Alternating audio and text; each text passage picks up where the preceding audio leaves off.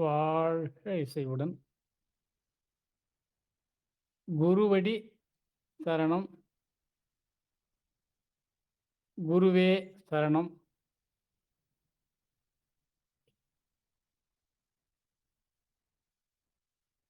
குருவே என்னும் பொழுது அதனுடைய உட்பொருள் அறியாமை, அகன்ற அறிவின் சொரூபம், வடிவம். நமது அறியாமையை நீக்குபவர் நம்முடைய குரு என்கின்ற பொருளிலே இதை பயன்படுத்திக் கொண்டிருக்கிறோம். இதை சொல்லுகிறோம். அதனுடைய உட்பொருள் என்னவென்றால், குருவை வணங்குவது என்பது காலில் விழுவது என்று நடைமுறையில பின்பற்றப்பட்டு வருகிறது. குரு என்றது குருவடி என்பது குருவினுடைய கால்களை குறிக்கவில்லை. குருவினுடைய கால் பயணிக்கின்ற பாதையை அடி என்றால் பாதை. அதாவது குருவினுடைய வாழ்க்கை பயணத்தில் அவர் செல்கின்ற அந்த வாழ்க்கை, அவர் பின்பற்றுகின்ற நெறிமுறையில் நம்மை முழுவதுமாக அதாவது அவருடைய பாதையை பின்பற்றி பின்பற்றி நடப்பது என்பது சரணம் என்றால் அவருடைய பாதையில் நான் பின்பற்றி நடக்கிறேன் என்பது அர்த்தம். குரு அடி சரணம் என்றால் அதுதான். அதாவது வெறுமனே காலில் விழுந்து வணங்குவது மட்டும் இல்லாமல், அது விழுவது என்றாலே என்ன அதன் உட்பொருள்னா, அவர் சொல்லுகிற, அவர் பின்பற்றுகிறதை நாம் பின்பற்றுகிறேன். பின்பற்றுகிறேன் என்று வாயில சொல்லாம, நான் காலில் விழுந்து காட்டிக்கொள்ளாமல், என்னுடைய வாழ்க்கையில் பின்பற்றி நடப்பதுதான் குருவே சரணம். குருவடி சரணம் என்றால் அதுதான். குரு அடி சரணம். கு என்றால் அறியாமை, ரு என்றால் அறியாமை நீக்குபவர், நீக்குகின்ற நிலை. அப்ப அறியாமை நீக்குவது எது? அறிவு. அப்ப குரு என்றால் அறிவே சரணம். அந்த அறிவை சரணம் என்றால் அறிவின் வழி நடத்தல். அதே போலதான் மலரடி சரணம். மலரடி சரணம் அப்படின்னா குருவினுடைய பாதத்தை மலருக்கு ஒப்பீடு செய்வது அல்லாமல், அந்த மலர் என்பதனுடைய தன்மையாகவே நாம மாறுதல் என்ற அர்த்தம். மலரினுடைய தன்மை என்ன? மலர் உடனே உடனடியாக நமக்கு நினைவுக்கு வருவது அதனுடைய மென்மை, இதம், மனம். அது சில பூக்கள் மருந்தாக பயன்படுகிறது நிறைய பேருக்கு தெரியும். உணவாகவும் பயன்படுது. ஆவாரம்பூ பார்த்தீங்கன்னா, உணவுல சமைத்து நாம கஷாயம் இறக்கி குடிக்கிறோம். அதுபோல தும்பைப்பூ ஜலதோஷத்துக்கு ஒரு அருமையான ஒரு மருந்து. தும்பைக்கீரை சமையல்ல இந்த ஜலதோஷத்துக்கு சமைத்து சாப்பிடக்கூடிய ஒரு இது போல சில பூக்கள் மண்மையையும், சில பூக்கள் அழகையும், சில பூக்கள் மனத்தையும். அப்போ மலரடி சரணம் என்றால் நம்ம என்ன பண்ணிட்டு இருக்கிறோம் அப்படின்னா, மலரை கொண்டு வந்து அவருடைய காலில் வைக்கிறது அல்லது அவர் போட்டோவுக்கு வைக்கிறது, இதிலே நாம் கருத்து செலுத்திக் கொள்வதை தவிர்த்து, அதுக்கு அப்பாலும் அந்த குருவின் வழியை நாம இசைவாக, இதமாக வாழ்வில் பின்பற்றி நம்முடைய வாழ்வை மலரச் செய்வோம், மணக்கச் செய்வோம். அது நம்ம எல்லாமே செயல்பாட்டுக்கு வர வேணும். வெறுமனே போற்றிகளோ வாழ்த்துகளோ காலில் விழுவதோ நம்முடைய பிறவியின் இலக்கு அல்ல. அதே போலதான் திருவடி சரணம் என்பதும். திரு என்ற உடனே அவருக்கு ஒரு மரியாதை செலுத்துற மாதிரியான வார்த்தை நினைச்சுக்கிறாங்க. அது திருவடின்னா இறைவன் திருவடி அப்படின்னு. திரு என்றால் உயர்ந்த, அறிவார்ந்த. அடி என்றால் பாதை. சரணம் என்றால் அதோடவே இசைதல்னு அர்த்தம். அதாவது அது வேற, நான் அவர் பேச்ச கேட்கிறேன்னு சொல்றதில்ல.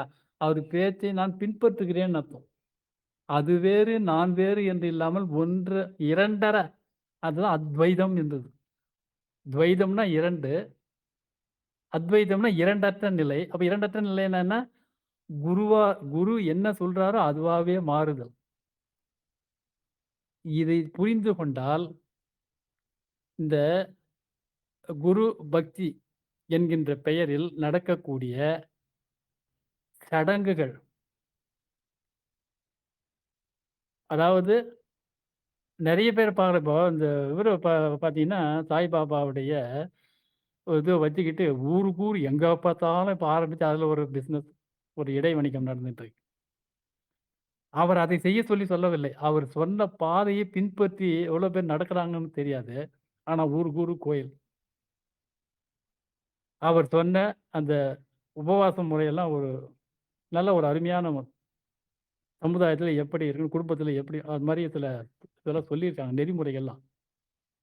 இந்த மாரி ஊருக்கு ஊர் இப்போ கோயில் நெறைய ஆயின்ட்டுருக்கு எங்க பார்த்தாலும். இது இப்ப இத பார்த்தா குரு பக்தின்ற பேர்ல. இப்போ நாம தெரிய வேண்டியது என்னன்னா, அந்த குருவடி சரணம், திருவடி சரணம், மலரடி சரணம், இறையடி சரணம்.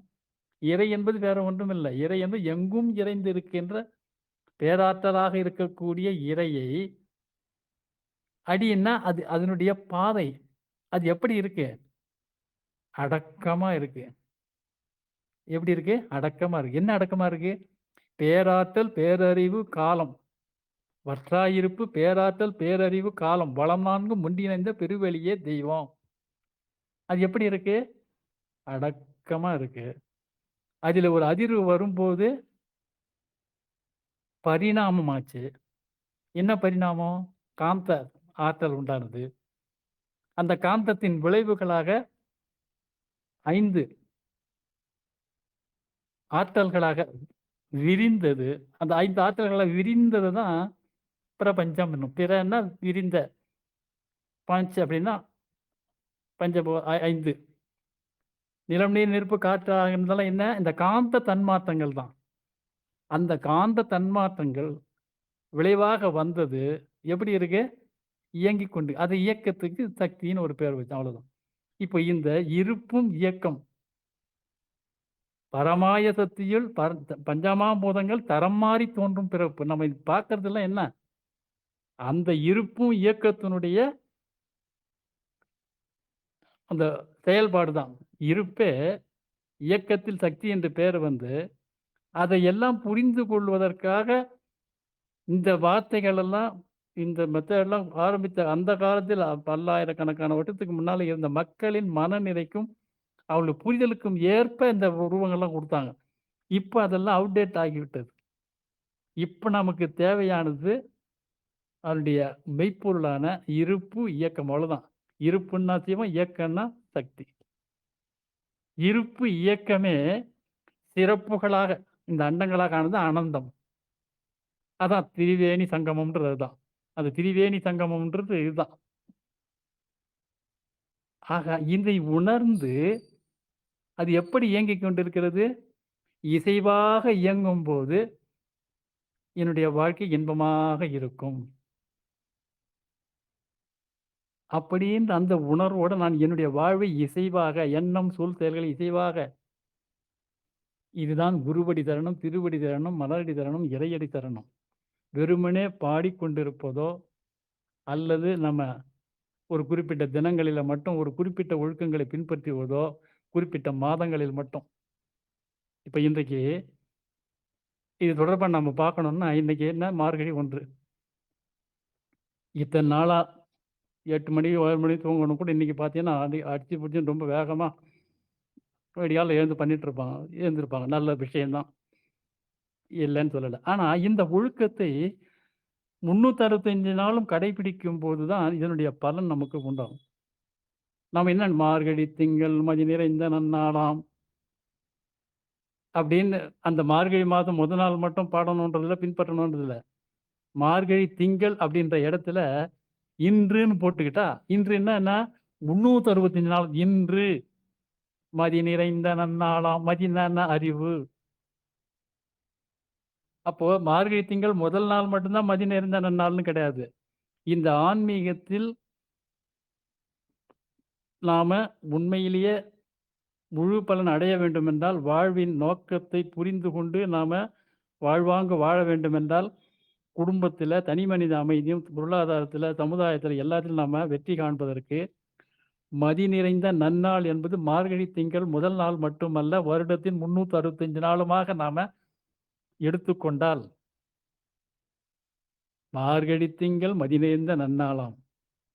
அப்படின்ற இடத்துல, இன்று அப்படின்னு ஒரே வார்த்தை போட்டுங்க. இன்றுன்னு போட்டீங்கன்னா என்ன வார்த்தை?